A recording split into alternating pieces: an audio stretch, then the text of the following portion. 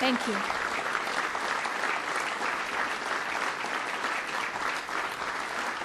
Thank you. Please sit down. Thank you.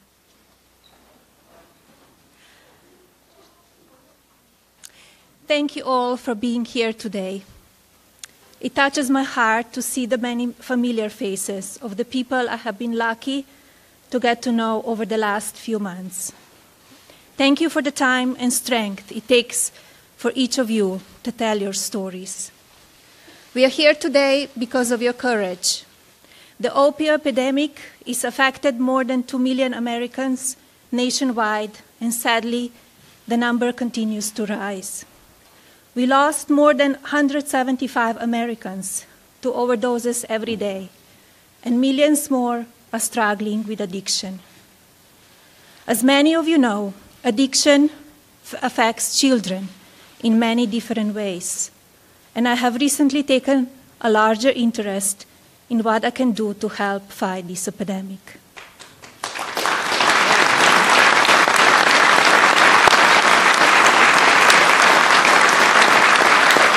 I have been participating in meetings and listening sessions, and I have been visiting with people who have been affected by this disease. I want to take a moment now to tell you what I have learned from the men and women on the front lines of this epidemic.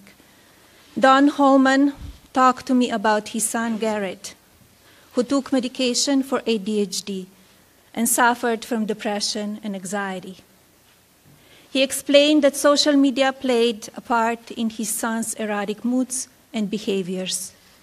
Garrett started to buy synthetic opioids online and self-medicated for his depression, passing away from an overdose just 8 days before his 21st birthday.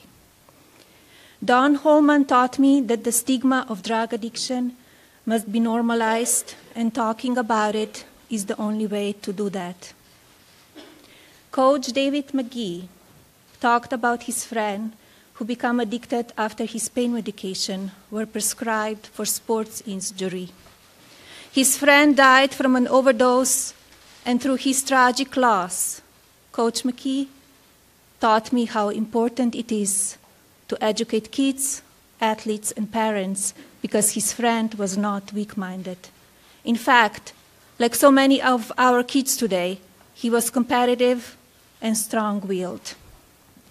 Sabra Jean Collar, who is now in her 10th year of recovery, helped me learn that drug addiction is an effective disease, but with the proper support and medical attention, a person can move on to live a healthy and happy life. We are so proud of you for all that you have overcome, Sabra, and pray for you as you continue on this journey. Where are you, Sabra? Hello.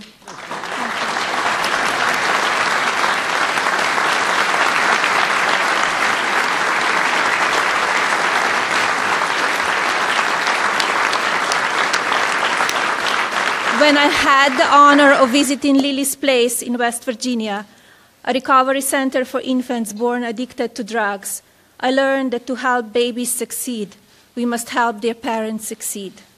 By placing a priority of the whole family, Lily's Place is giving infants the best opportunity to thrive because their parents are being given the support and tools they need to succeed. I want to thank Rebecca Crowder and the staff at Lily's Place for their heroic efforts. Thank you.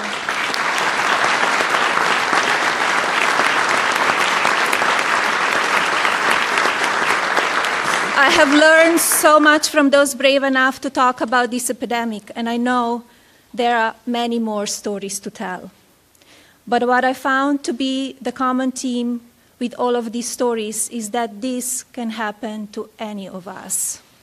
Drug addiction can take your friends, neighbors, or your family. No state has been spared, and no demographic has been untouched, which is why my husband and his administration has dedicated itself to combating this health crisis by using every resource available. I'm so proud to support him today as he sees this commitment through.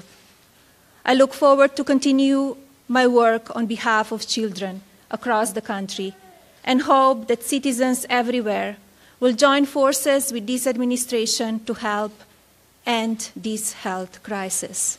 Thank you very much for being here with us today. God bless you all, and God bless the United States of America.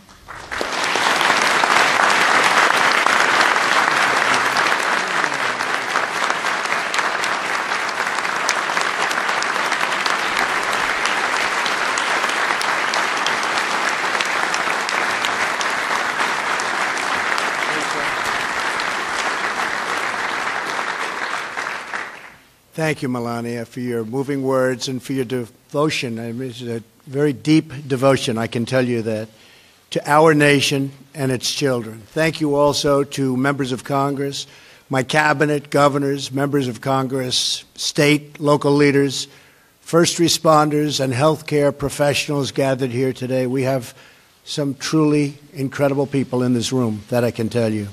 Most importantly, we acknowledge the families present who have lost a cherished loved one.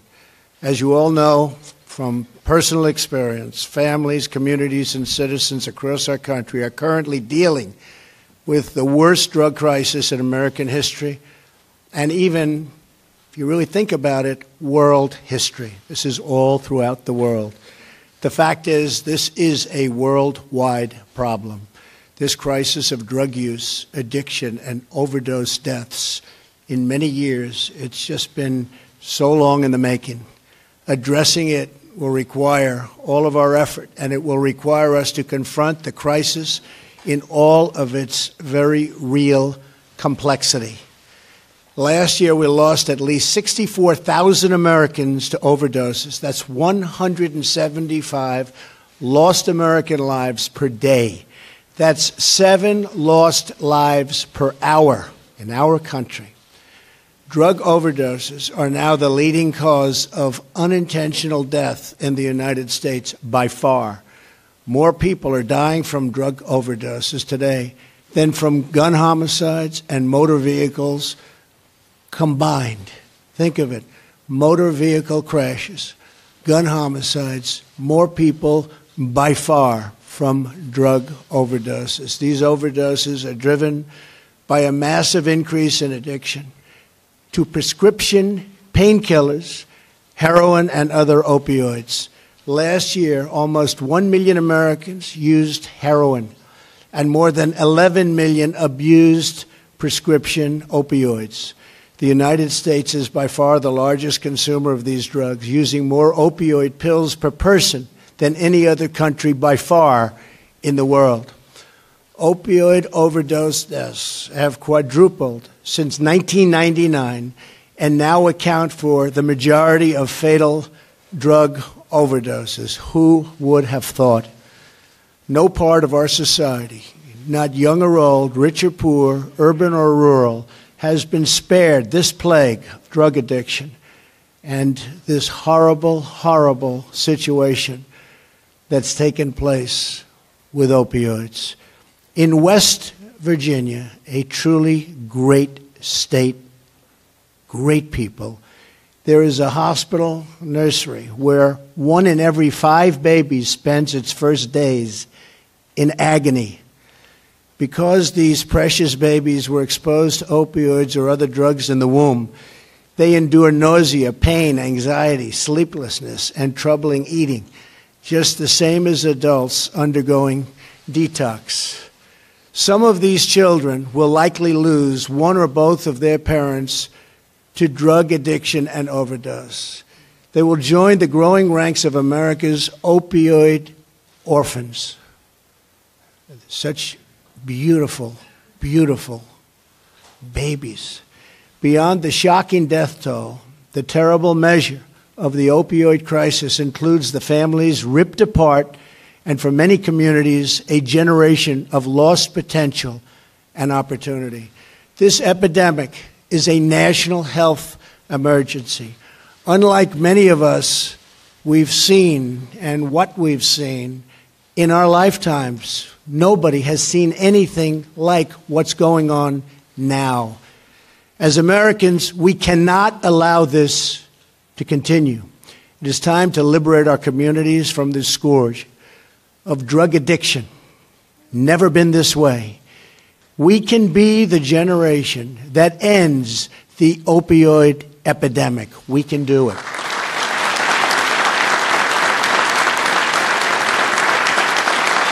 can do it.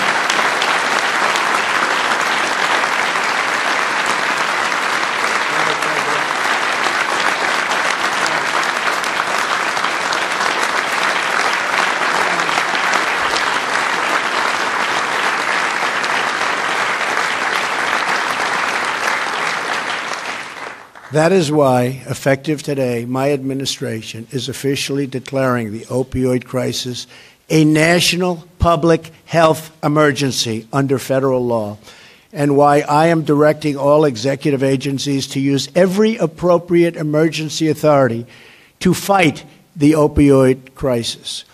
This marks a critical step in confronting the extraordinary challenge that we face. As part of this emergency response, we will announce a new policy to overcome a restrictive 1970s era rule that prevents states from providing care at certain treatment facilities with more than 16 beds for those suffering from drug addiction.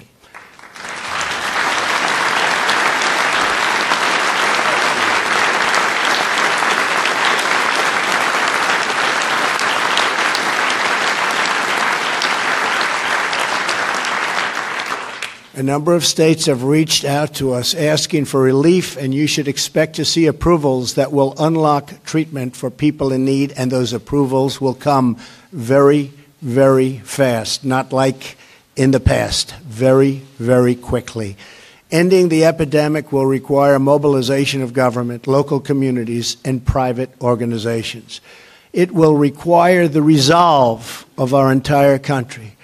The scale of this crisis of addiction is why, soon after coming into office, I convened a presidential commission headed by Governor Chris Christie that has consulted with experts across America to listen, to learn, and report back on potential solutions.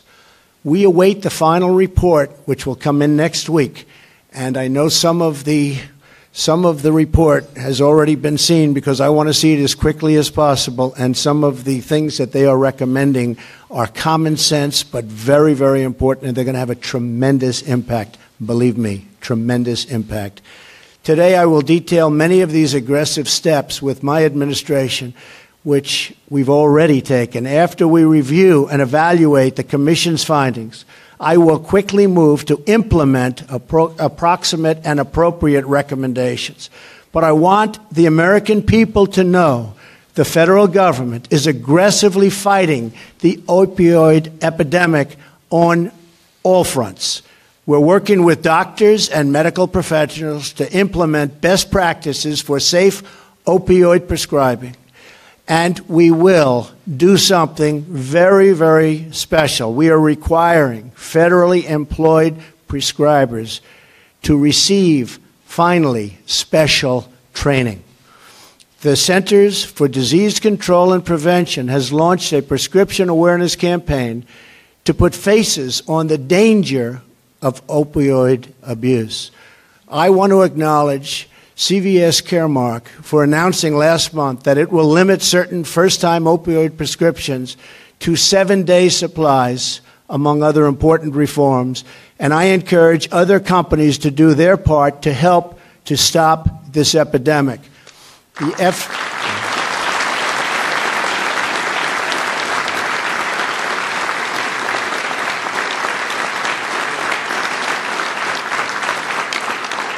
The FDA is now requiring drug companies that manufacture prescription opioids to provide more training to prescribers and to help prevent abuse and addiction, and has requested that one especially high-risk opioid be withdrawn from the market immediately. We are requiring that a specific opioid, which is truly evil, be taken off the market immediately.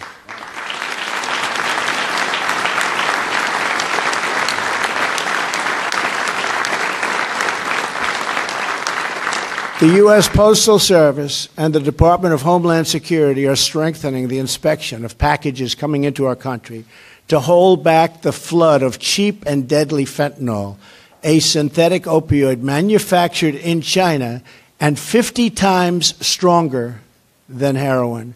And in 2 weeks, I will be in China with President Xi, and I will mention this as a top priority.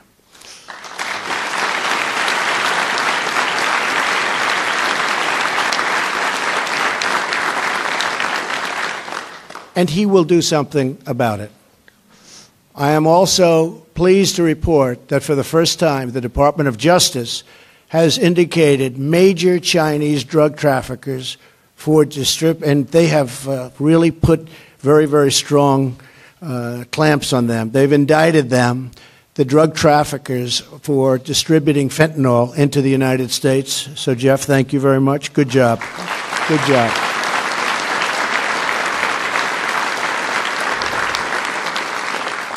And they've been indicted, and we're not going to forget about them. Believe me, they are doing tremendous harm to our country. The Justice Department is aggressively and really valiantly pursuing those who illegally prescribe and traffic in opioids, both in our communities and on the Internet.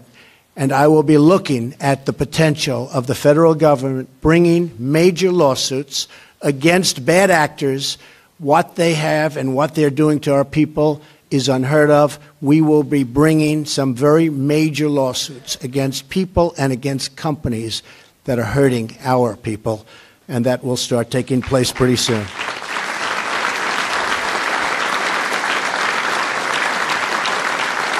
We're also supporting first responders and medical professionals access to the tools they need to prevent deaths through life-saving overdose medications. At my direction, the National Institute of Health, headed up by Francis Collins, has taken the first steps of an ambitious public-private partnership with pharmaceutical companies to develop non-addictive painkillers and new treatments for addiction and overdose. So important.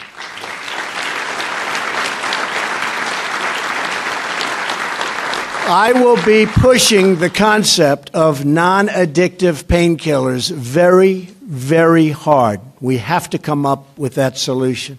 We give away billions and billions of dollars a year, and we're going to be spending lots of money on coming up with a non-addictive solution. We will be asking Dr. Collins and the NIH for substantial resources in the fight against drug addiction. One of the things our administration will be doing is a massive advertising campaign to get people, especially children, not to want to take drugs in the first place, because they will see the devastation and the ruination it causes to people and people's lives. Watch what happens if we do our jobs, how the number of drug users and the addicted will start to tumble downward over a period of years. It will be a beautiful thing to see. I learned myself.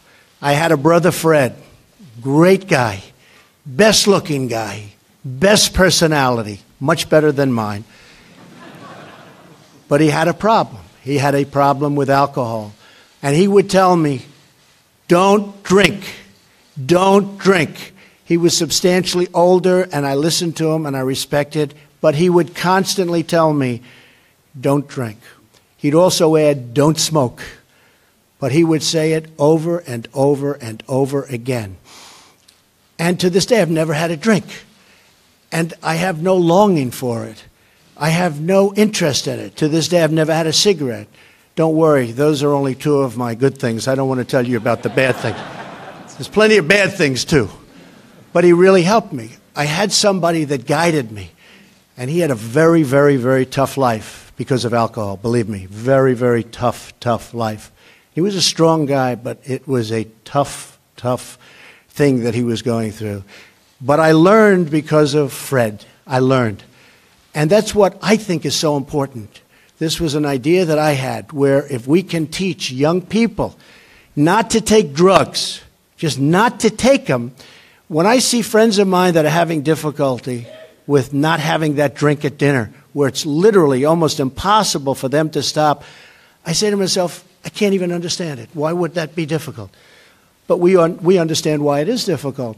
The fact is, if we can teach young people and people generally not to start, it's really, really easy not to take them. And I think that's going to end up being our most important thing. Really tough, really big, really great advertising. So we get to people before they start, so they don't have to go through the problems of what people are going through.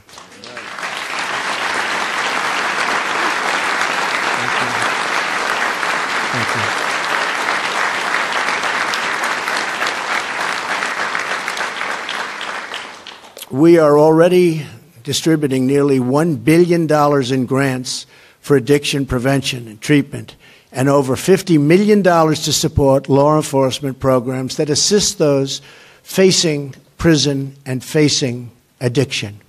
We have also launched an $81 million partnership to research better pain management techniques for our incredible veterans. And soon,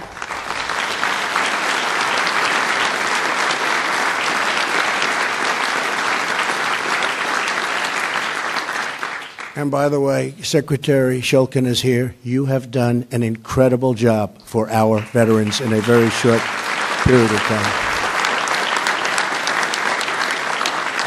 And soon, HHS will launch a task force to develop and update best practices for pain management across the federal government. I am urging all Americans to help fight this opioid epidemic and the broader issue of drug addiction by participating in the National Prescription Drug Take-Back Day this Saturday. When you can safely turn in these dangerous and horrible drugs for disposal, that will be a wonderful, wonderful period of time for you. All of these actions are important parts of my administration's larger effort to confront the drug addiction crisis in America and confront it head on, straight on, strong. We're going to do it. We're going to do it. For too long, we have allowed drugs to ravage American homes, cities, and towns. We owe it to our children and to our country to do everything in our power to address this national shame and this human tragedy. We must stop the flow of all types of illegal drugs into our communities.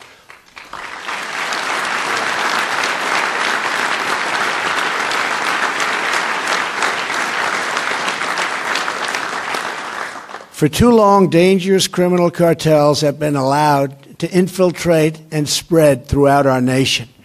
An astonishing 90% of the heroin in America comes from south of the border, where we will be building a wall which will greatly help in this problem.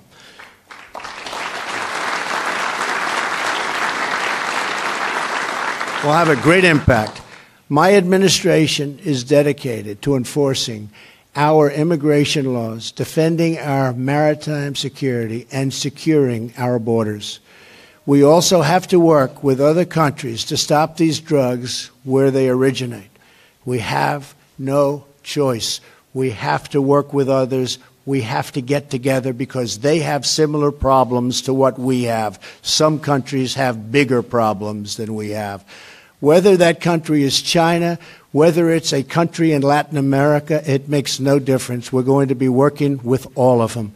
We're taking the fight directly to the criminals in places that they're producing this poison. Here in America, we are once again enforcing the law, breaking up gangs and distribution networks, and arresting criminals who peddle dangerous drugs to our youth. In addition, we understand the need to confront reality, right smack in the face, that millions of our fellow citizens are already addicted. That's the reality. We want them to get help they need. We have no choice but to help these people that are hooked and are suffering so they can recover and rebuild their lives with their families. We're committed to pursuing innovative approaches that have been proven to work, like drug courts. Our efforts will be based on sound metrics and guided by evidence and guided by results. This includes making addiction treatment available to those in prison and to help them eventually re-enter society as productive and law-abiding citizens. Finally, we must adopt the most common-sense solution of all to prevent our citizens from becoming addicted to drugs in the first place.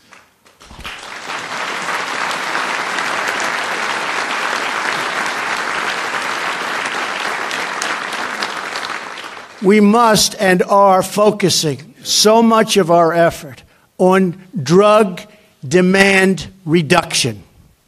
We must confront the culture of drug abuse head-on to reduce demand for dangerous narcotics. Every person who buys illicit drugs here in America should know that they are risking their futures, their families, and even their lives. And every American should know that if they purchase illegal drugs, they are helping to finance some of the most violent, cruel, and ruthless organizations anywhere in the world. Illegal drug use is not a victimless crime. There is nothing admirable, positive, or socially desirable about it. There is nothing desirable about drugs. They're bad. We want the next generation of young Americans to know the blessings of a drug-free life. In this enormous struggle against drug addiction and opioid epidemic, it really is that. It is an epidemic. Our greatest hope is the same as it has always been. Through every trial America has encountered throughout our history, the spirit of our people and the strength of our character, we win. Each of us has a responsibility to this effort. We have a total responsibility to ourselves, to our family, to our country, including those who are struggling with this addiction. Each of us is responsible to look out for our loved ones, our communities, our children, our neighbors, and our own health. Almost every American has witnessed the horrors of addiction, whether it's through their own struggle or through the struggle of a friend, a coworker, a neighbor, or, frankly, a family member. Our current addiction crisis, and especially the epidemic of opioid deaths, will get worse before it gets better. But get better it will.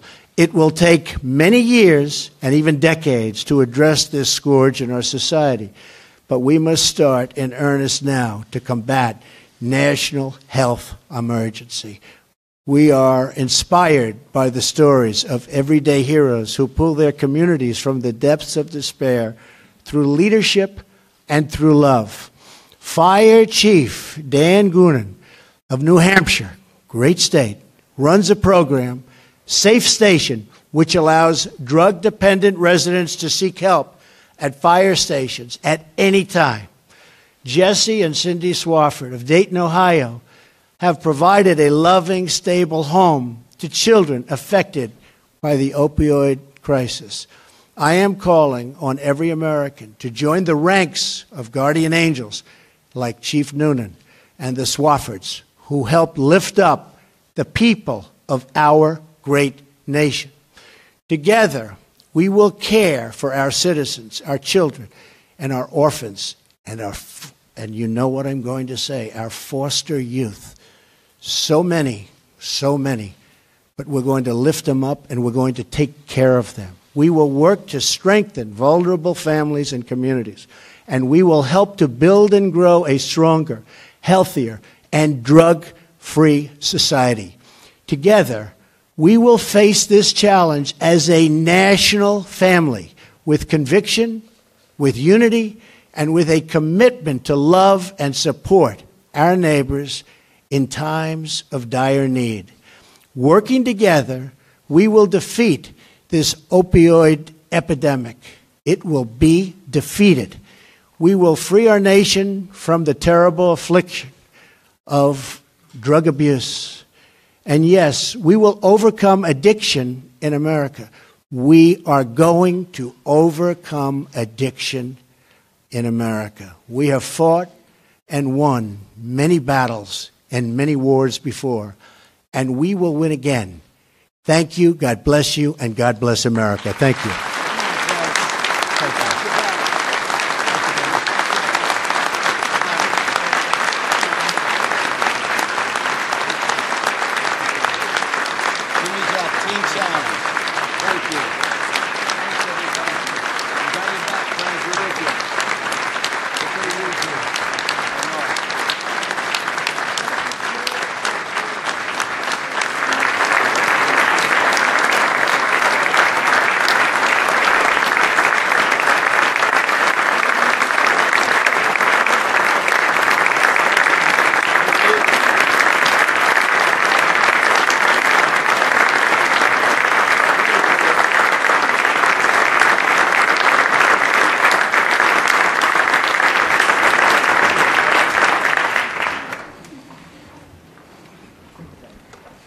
So, this is very important. Combating the national drug demand and opioid crisis, right? So important. We will win, right?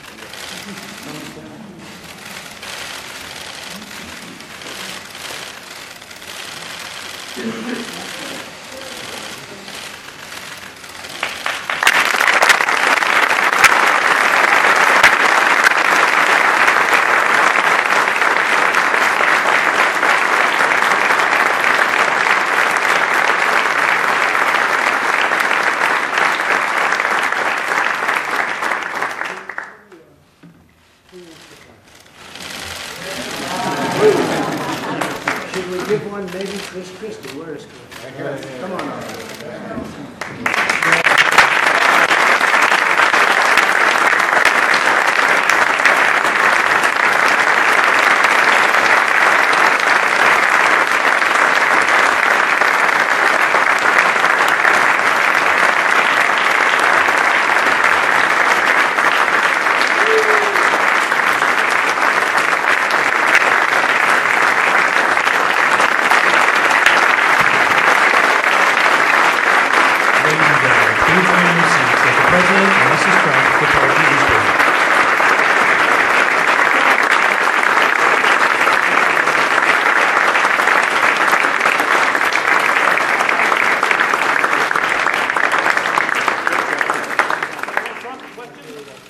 Got a couple questions, Mr. President?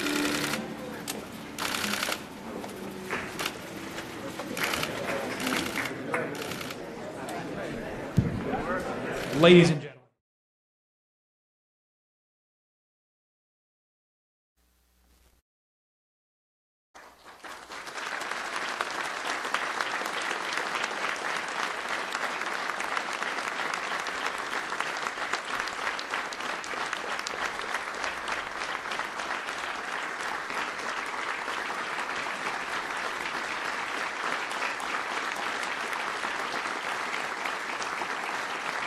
Thank you.